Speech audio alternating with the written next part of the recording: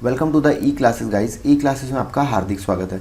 इस वीडियो में अपन बात करेंगे major development in the fields of information technology का नेक्स्ट पार्ट। आगे बढ़ने से पहले जिन्होंने चैनल को सब्सक्राइब नहीं किया है द ई क्लासेस को सब्सक्राइब करें और अपने दोस्तों के साथ ज़रूर शेयर करें। आप हमारे कोर्स से भी जुड़ सकते हैं जो कि सूचना सहायक विद्युत विभाग की वैकेंसी के लिए हमने स्टार्ट किया है एंड्रॉयड एप्लीकेशन पे, जिसका लिंक जो है डिस्क्रिप्शन बॉक्स में दिया हुआ है। आज का जो टेबल ऑफ कंटेंट है वो आप देख सकते हैं। ई विधान प्रोजेक्ट के बारे में अपन बात करेंगे कि किस तरीके से मिशन मोड में यहाँ पर इसको शुरुआत किया गया है। और अगर अपन बात करें CCTNS हैकाथॉन जो कि सेकंड नंबर का इस साल मार्च के अंदर होगा, उसके बारे में यूनिफाइड पोर्टल गोवर्धन जो लॉन्च हुआ है उसके बारे में, को एप्लीकेशन जो कि आत्मनिर्भर भारत के चैलेंज के रूप में यहाँ पर डेवलप किया गया था, ट्विटर का ये सब्सटीट्यूट माना जाता है, माइक्रो ब्लॉगिंग साइट है, माइक्रो ब्लॉगिंग ऐप है सॉरी, और संदेश एप्लीकेशन जो कि व्हाट्सएप का अगर अपन बात करें तो गवर्नमेंट के द्वारा इंस्टेंट मैसेजिंग एप्लीकेशन संदेश के नाम से बनाया गया,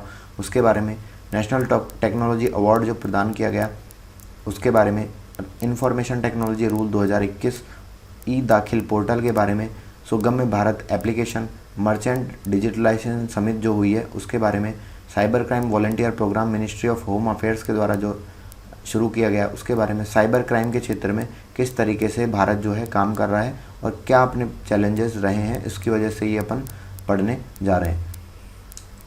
सबसे पहले अगर अपन बात करें तो ई विधान प्रोजेक्ट के बारे में, तो ई विधान प्रोजेक्ट को मिशन मोड प्रोजेक्ट के रूप में यहाँ पर इंक्लूड किया गया है कि डिजिटल इंडिया के जो प्रोग्राम चल रहे हैं उसके अंदर ई विधान प्रोजेक्ट भी एक मिशन मोड प्रोजेक्ट के रूप में इसको इंक्लूड किया है। दूसरा, ये चीज़ें जो आएंगी ये मिनिस्ट्री ऑफ पार्लियामेंट्री अफेयर के द्वारा इसको नोडल मिनिस्ट्री के रूप में ये काम करेगा। इसके अंतर्गत जो स्टेट्स हो गए या फिर यूनियन टेरिटरीज़ हैं उनकी लेजिस्लेचर को इंटीग्रेटेड किया यहाँ पर जाएगा। दूसरा, यहाँ पर डिजिटलाइजेशन का काम किया जाएगा, इंटीग्रेशन का काम किया जाएगा। इसके अंदर जो फंडिंग प्रोवाइड की जाएगी वो उसका जो रेशो है वो आप देख सकते हैं यहाँ पर 60-40 के रेशो में, जो नॉर्मल स्टेट जैसे राजस्थान, हरियाणा हो गया, उत्तर प्रदेश हो गया, इन जैसे स्टेट्स को अपन 60-40 का रेशो है यहाँ पर। और हिली स्टेट की बात करें या फिर नॉर्थ ईस्ट स्टेट में यहाँ पर 90% जो है फंड किया जाएगा सेंटर के द्वारा और 10% जो होगा इन स्टेट्स के द्वारा फंड किया जाएगा। अगर अपन बात करें यूनियन टेरिटरीज़ की या फिर केंद्र शासित प्रदेशों की तो 100% जो है वो फंड किया जाएगा सेंटर के द्वारा। अब सेंटर के अंदर जो मिनिस्ट्री हैंडल करेगी वो है मिनिस्ट्री ऑफ पार्लियामेंट्री अफेयर्स, जो फंडिंग वाले पार्ट को हैंडल करेगी।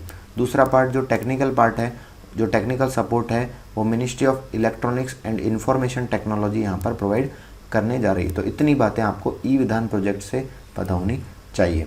आपको यहाँ से रेशो पूछा जा सकता है कि कौन कौन से रेशो में ये है, या फिर ई विधान प्रोजेक्ट किस से संबंधित है, कौन सी मिनिस्ट्री इसको कंट्रोल करेगी। तो इस तरीके से प्रोजेक्ट के बारे में आपसे क्वेश्चंस पूछे जा सकते हैं। नेक्स्ट अगर अपन बात करें CCTNS हैकाथॉन की, तो ये क्राइम और क्रिमिनल को ट्रैक करने का नेटवर्क सिस्टम है जिसका सेकंड हैकाथॉन जो हुआ है वो दिल्ली के अंदर यहाँ पर हुआ है। अब ये जो आता है नेशनल क्राइम रिकॉर्ड ब्यूरो के अंतर्गत यहाँ पे आता है, जिसका हेडक्वार्टर यहाँ पर न्यू दिल्ली के अंदर दे रखा है। अगर अपन बात करें, ये इसका उद्देश्य ये है कि अंडरस्टैंडिंग को डेवलप करना, इन्हेंस करना स्किल्स को, जो भी लॉ इन्फोर्समेंट के पर्सनल्स हैं उनकी, ठीक है, और इफेक्टिवली एड्रेस कर सके उनके जो थ्रेट्स अपन वहाँ पर आ रहे हैं क्रिमिनल को ट्रैक करने में, तो इसके लिए वहाँ पे स्किल को इम्प्रूव किया जाए, अंडरस्टैंडिंग को वहाँ पर डेवलप किया जाए। तो ये सब चीज़ें यहाँ पर इनको देखते हुए सेकंड CCTNS हैकाथॉन यहाँ पर न्यू दिल्ली के अंदर किया गया। साथ में इसमें एक मोबाइल एप्लीकेशन को भी लॉन्च किया गया जिसका नाम है लोकेट नियरेस्ट पुलिस स्टेशन। इसके द्वारा नियरेस्ट पुलिस स्टेशन की जो लोकेशन है वो ये एप्लीकेशन प्रोवाइड कर देगा। ये इतनी चीज़ें आपको इसके बारे में पता होनी चाहिए। नेक्स्ट अगर अपन बात करें यूनिफाइड पोर्टल ऑफ गोवर्धन, ये गोवर्धन पोर्टल जो है वो बायोगैस स्कीम्स या इनिशिएटिव जो शुरू किए गए उसको रियल टाइम में ट्रैक करने के उद्देश्य से इसको यहाँ पर गोवर्धन पोर्टल को विकसित किया गया। अब ये जो होगा ये ministry of drinking water and sanitation के अंतर्गत आएगा, जिसका हेडक्वार्टर जो है वो न्यू दिल्ली के अंदर है। अगर अपन इसकी बात करें, ये जो गोवर्धन पोर्टल है ये बायोगैस जो स्कीम आती है ये आती है स्वच्छ भारत मिशन के, जो कि ग्रामीण वर्जन है उसके अंतर्गत। और स्वच्छ भारत मिशन की अगर अपन बात करें तो ये 2014 के अंतर्गत प्रधानमंत्री नरेंद्र मोदी द्वारा स्टार्ट इसको किया गया। इतनी बातें आपको पता होनी चाहिए। नेक्स्ट बात करते हैं को एप्लीकेशन की। तो को एप्लीकेशन जो है एक माइक्रो ब्लॉगिंग एप्लीकेशन है, लाइक ट्विटर अपन यहाँ पर कह सकते हैं। दूसरा, इसको जो लॉन्च किया गया, एक ऐप इनोवेशन का जो चैलेंज था, जो आत्मनिर्भर भारत के अंतर्गत एक ऐप इनोवेशन चैलेंज के अंतर्गत यह इसको डेवलप किया गया।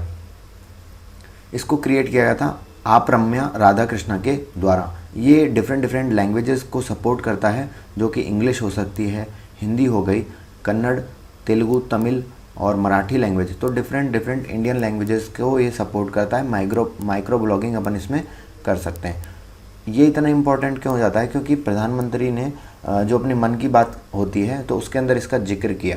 एक सिचुएशन थी जब यहाँ पर ट्विटर के ऊपर बहुत सारे फेक अकाउंट बनाकर जो फार्मर्स का प्रोटेस्ट हो रहा था, तो उसके अंदर जो इसको भड़काना चाहते थे उनको जो एप्लीकेशन ने क्या किया, पहले तो एप्लीकेशन ने उन अकाउंट्स को बंद कर दिया, बाद में उनको स्टार्ट कर दिया। तो यहाँ पर प्रधानमंत्री नरेंद्र मोदी ने इस एप्लीकेशन का नाम इसलिए लिया क्योंकि ये भारत के अंदर जो इंडोजीनियसली डेवलप्ड है, यहाँ पर आत्मनिर्भर भारत के तहत ये एप्लीकेशन बना है, तो इसलिए इसका एक सब्स्टिट्यूट लोगों के द्वारा यहाँ पर यूज़ किया जाए। दैट्स वाई यहाँ पर ये इम्पोर्टेंट हो जाता है। नेक्स्ट अगर अपन बात करें संदेश एप्लीकेशन, तो जिस तरीके से ट्विटर का सब्स्टिट्यूट अपन कह सकते हैं कि को एप्लीकेशन है, उसी तरीके से व्हाट्सएप की अगर अपन बात करें तो वैसे ही इंस्टेंट मैसेजिंग प्लेटफॉर्म यहाँ पर संदेश नाम से इसको डेवलप किया गया। अब ये डेवलप किया गया NIC के द्वारा यहाँ पर डेवलप किया गया। इसका full form national informatics centre होता है और ये न्यू दिल्ली के अंदर इसका हेडक्वार्टर है NIC का। अब ये आती है NIC ministry of information and technology, ministry of electronics and information technology के अंतर्गत। अब संदेश ऐप जो है गवर्नमेंट का इंस्टेंट मैसेजिंग सिस्टम है, ठीक है। तो ये गवर्नमेंट के द्वारा डेवलप किया गया और इसके अंदर सेंट्रल गवर्नमेंट के या फिर स्टेट गवर्नमेंट के एम्प्लॉयज़ या फिर पब्लिक के लिए मोबाइल नंबर और ईमेल डालकर इसको एक्सेस किया जा सकता है। तो इस तरीके से संदेश एप्लीकेशन जो है यहाँ पर NIC द्वारा इसको डेवलप किया गया। Ministry of electronics and information technology control करती है NIC को। तो इतनी बातें आपको इसमें पता होनी चाहिए। नेक्स्ट बात करें नेशनल टेक्नोलॉजी अवार्ड 2020 के बारे में। इसके अंदर 12 कंपनीज़ को यहाँ पर सेलेक्ट किया गया और ये अवार्ड को प्रदान किया जाएगा टेक्नोलॉजी डिपार्टमेंट बोर्ड के द्वारा इसको प्रदान किया जाएगा। इसके अंदर 3 कैटेगरीज हैं। इंडोजीनियस टेक्नोलॉजी की बात करें यहाँ पर तो 25 लाख रुपए इनाम राशि यहाँ पर रखी गई है। MSME micro small and medium enterprises के लिए 15 लाख और स्टार्टअप्स के लिए यहाँ पर 15 लाख रुपए की इनाम राशि प्लस सर्टिफिकेट्स वगैरह रखे गए हैं। ये जो आता है ये आत्मनिर्भर भारत के तहत यहाँ पर जो कंपनीज़ है, MSMEs हैं, स्टार्टअप्स हैं, उनको प्रमोट करने के उद्देश्य से इसको यहाँ पर अवार्ड प्रदान किए जाते हैं। अब ये नेशनल टेक्नोलॉजी डे जो अपन बात करें यहाँ पर 11 मई को यहाँ पर आता है। तो नेशनल टेक्नोलॉजी अवार्ड जो प्रदान किया गया वो मार्च के अंदर फरवरी के अंदर 28 फरवरी को यहाँ पर प्रदान किया गया, जो डे था नेशनल साइंस डे के ऊपर यहाँ पर प्रदान किया गया। और जो नेशनल टेक्नोलॉजी डे है वो 11 मई को यहाँ पर सेलिब्रेट किया जाता है। तो इस तरीके से इतनी बातें आपको पता होनी चाहिए। नेक्स्ट बात करते हैं इंफॉर्मेशन टेक्नोलॉजी रूल 2021 के बारे में। रिसेंटली गवर्नमेंट ने जो IT रूल्स 2021 निकाले हैं उसके अंदर कुछ गाइडलाइंस यहाँ पर जारी की गई है। जनरल अगर अपन बात करें डिजिटल मीडिया के एथिक्स कोड यहाँ पर लॉन्च किए गए। उसके माध्यम से डिजिटल मीडिया पर वहाँ पर कंट्रोल किया जाएगा। हेट स्पीच अगर कोई फैला रहा है तो उसके खिलाफ। इसलिए यहाँ पर OTT प्लेटफॉर्म्स जिनको अपन बोले हैं, नेटफ्लिक्स हो गया, जैसे स्ट्रीमिंग वगैरह करते हैं, ये जो प्लेटफॉर्म्स हैं उनके ऊपर और सोशल मीडिया प्लेटफॉर्म्स के ऊपर यहाँ पर कंट्रोल किया जा सके, इस उद्देश्य से इंफॉर्मेशन टेक्नोलॉजी रूल 2021 में बदलाव किए गए हैं। अब यहाँ पर क्या चीज़ें करनी होंगी, एक ग्रीवेंस ऑफिसर इनको अपॉइंट करना होगा इन प्लेटफॉर्म्स को, सोशल मीडिया प्लेटफॉर्म्स हो या फिर OTT प्लेटफॉर्म जिसका फुल फॉर्म होती है ओवर द टॉप। इनको एक ग्रीवेंस ऑफिसर यहाँ पर अपॉइंट करना होगा जो कि कंप्लेंट को यहाँ पर 24 आवर्स के अंदर यहाँ पर एक्नॉलेज करे, ठीक है, और उसको रिपोर्ट दे कितने दिन में, 15 डेज़ के अंदर जो जिसने कंप्लेंट डाली है उसको रेस्पॉन्स वहाँ पर प्रोवाइड करे। तो इस तरीके से एक ग्रीवेंस ऑफिसर जो है वो अपॉइंट करना होगा इन कंपनीज़ को या फिर प्लेटफॉर्म्स को। तो इस तरीके से सोशल मीडिया का मिसयूज़ ना हो, इस उद्देश्य से यहाँ पर इंफॉर्मेशन टेक्नोलॉजी रूल 2021 के अंदर यहाँ पर कुछ गाइडलाइंस जो है वो जारी की गई। नेक्स्ट बात करते हैं ई दाखिल पोर्टल के बारे में। तो ई दाखिल से आप समझ सकते हैं कंज्यूमर के अगर कोई प्रॉब्लम आ रही है तो ग्रीवेंस आ रहा है तो उसको कहाँ पर वो रजिस्टर करा पाए, ऑनलाइन एप्लीकेशन कहाँ पर करा पाए। तो इस उद्देश्य से ई दाखिल पोर्टल को यहाँ पर लॉन्च किया गया। इसको 15 स्टेट्स और यूनियन टेरिटरीज़ के अंदर तो ऑपरेशनल कर दिया गया, मतलब स्टार्ट है ये। अगर इसको डेवलप किया गया था, developed by national informatics centre, जो अपन बात कर चुके हैं पहले, दिल्ली में हेडक्वार्टर है इसका, और डिपार्टमेंट ऑफ कंज्यूमर अफेयर्स के अंतर्गत ये आता है। URL जो है वो आप देख सकते हैं इस तरीके से। नेक्स्ट बात कर रहे हैं सुगम्य भारत एप्लीकेशन के बारे में।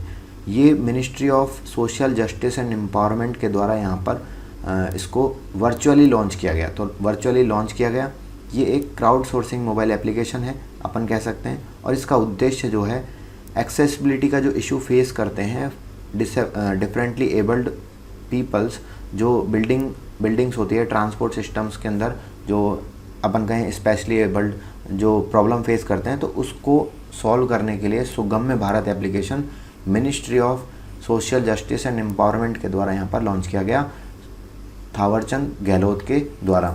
तो इतनी बातें आपको इसके अंदर पता होनी चाहिए। मर्चेंट डिजिटलाइजेशन समिट 2021 के बारे में बात कर लेते हैं।